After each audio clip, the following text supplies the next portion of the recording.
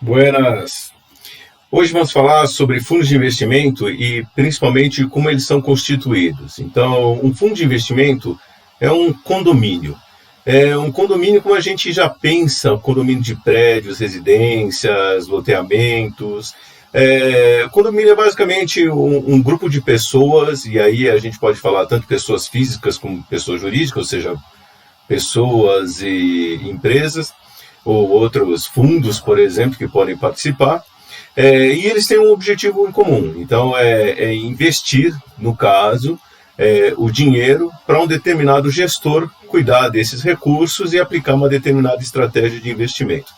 Nós temos basicamente duas formas de condomínio, o chamado condomínio fechado e o condomínio aberto. No condomínio fechado, você aplica o dinheiro, aquilo ali gera uma série de cotas, e essa quantidade de cotas, que é dividida entre os condôminos, ela não muda. Então, em outras palavras, o que a gente pode dizer é, para alguém entrar, alguém vai ter que sair. Essa é a característica do condomínio fechado. No condomínio aberto, o que acontece? Você pode criar novas cotas. Então, se você atrair mais investidores, você pode comprar mais títulos que fazem parte da estratégia do investimento e aí lançar novas cotas, sem que alguém necessariamente saia. Então, nós podemos fazer, por exemplo, o paralelo do condomínio fechado com um prédio de apartamentos e o condomínio aberto, como se fosse, por exemplo, um loteamento que ele vai crescendo e conforme ele vai crescendo, ele vai adquirindo mais terreno.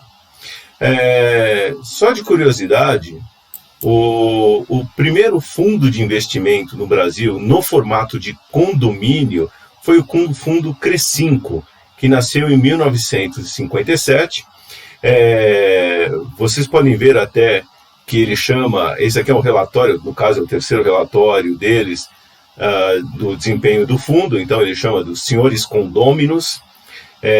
Uma outra curiosidade, quem tiver interesse pode procurar mais informações sobre esse fundo, inclusive nos jornais e na Biblioteca Nacional, no site da Biblioteca Nacional, e de lá que eu peguei a informação.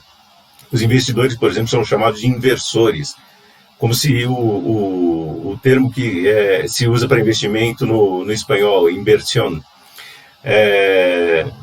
E desde aquela época, desde 1957, no caso aqui, esse é o relatório de 1960 relativo ao período de 1959, você tem todo um demonstrativo de como o fundo está desempenhando o rendimento, os resultados e assim por diante.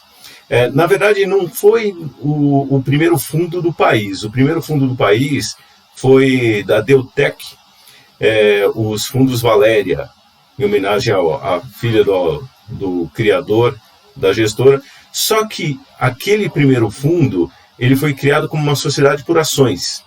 Então você não tinha os cotistas, você tinha os acionistas do fundo. O Crescinco não. O Crescinco, inclusive, usou a legislação na época de condomínios de edifícios, condomínios de imóveis, para criar esse primeiro fundo no formato de condomínio mesmo, que era o que já se fazia nos Estados Unidos. O Crescinco, na verdade, é um fundo criado por uma empresa do grupo Rockefeller. Então, como eu tinha comentado, você tem o condomínio fechado, que seria, por exemplo, um prédio de apartamentos, vamos pensar um prédio de apartamentos residenciais, onde você constrói esse prédio, tem as unidades, você vende essas unidades para os cotistas, ou seja, vende as cotas para os cotistas, e não dá para criar mais uma unidade do lado ou para cima. Vocês podem ver que já tem até antena lá em cima desse prédio aí. Claro, o cotista pode ter mais de uma unidade, então se você quiser, você compra nesse caso aqui do prédio, fazendo paralelo, pode ter mais de um apartamento, sem problema. Só que se alguém quiser morar nesse prédio, alguém vai ter que vender a unidade. é o que acontece nos condomínios fechados. Nos dias de hoje, acho que a forma mais popular e conhecida de condomínio fechado é o chamado ETF, Exchange Traded Fund. E é onde nós encontramos, por exemplo, são produtos que imitam ou replicam ou têm um comportamento dos índices de bolsa, são os mais populares. Também temos já aqui no Brasil ETFs de renda fixa. E você compra as cotas do ETF na Bolsa de Valores. Mas isso quer dizer, você só consegue comprar uma cota de um ETF, só consegue investir no ETF, se alguém que detém essa cota vender para você. Tá ok? Claro, o gestor do ETF, se perceber que tem uma demanda muito grande, ele pode criar novos ETFs, seguindo a mesma estratégia, criando novas séries, e os investidores podem aplicar o dinheiro nele. É como se você começasse a construir novas torres. Mas, de novo, o mesmo raciocínio. Para entrar alguém, vai ter que sair alguém. No caso do condomínio aberto, aí eu vou pegar aqui como exemplo um condomínio, um loteamento residencial, e aí vou pegar, por exemplo, o caso de Alphaville. Então, quando começaram com Alphaville, primeiro fez de curiosidade, aqui o Alphaville 0. Estou seguindo a numeração, não a ordem da criação.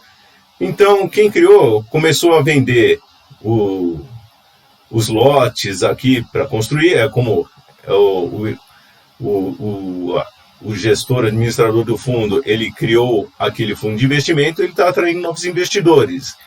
E esses investidores ele vai atraindo.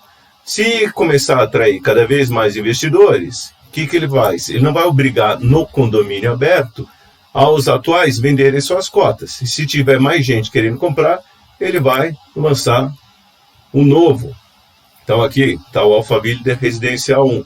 Então as pessoas vão comprando as cotas, ou seja, vão comprando aqui os seus loteamentos, os seus terrenos aqui, enquanto a estratégia está funcionando. Também temos que entender o seguinte, mesmo o condomínio aberto, ele pode ter um determinado limite, que é ditado pelo funcionamento da estratégia. Então tem certa estratégia de investimento que ele não consegue crescer indefinidamente. Em determinado momento, aquela estratégia vai ter que parar de crescer. É o que nós vemos certos fundos, que são condomínios abertos, fechando para captação. Então, um condomínio aberto, ele pode, em determinado momento, falar o seguinte, olha, eu não vou crescer mais, eu não vou captar mais, porque eu não vou conseguir replicar essa estratégia, eu não vou conseguir implantar a mesma estratégia e as pessoas não vão ter aquela remuneração que elas queriam. E ele pode fechar para captação. Ainda assim, quem tem a cota pode simplesmente resgatar, ele não precisa vender para alguém. Ele vai lá e pede o resgate daquela cota. É como se você liberasse aqui o terreno e aquele, vamos dizer, o fundo pega e se livra desse terreno ou ele fica com ele.